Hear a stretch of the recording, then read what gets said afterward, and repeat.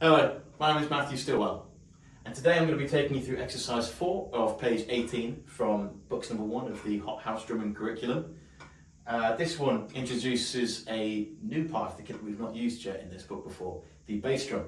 So I have my right foot, you might not be able to see because the floor's on, but my right foot is firmly on the bass drum pedal, ready for us to be using that today.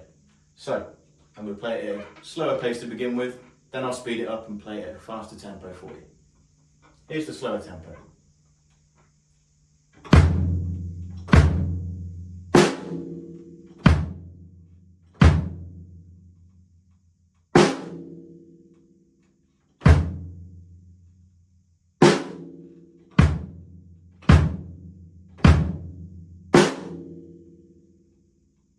There you go. That was the slower tempo. I'm now going to speed up to a faster tempo.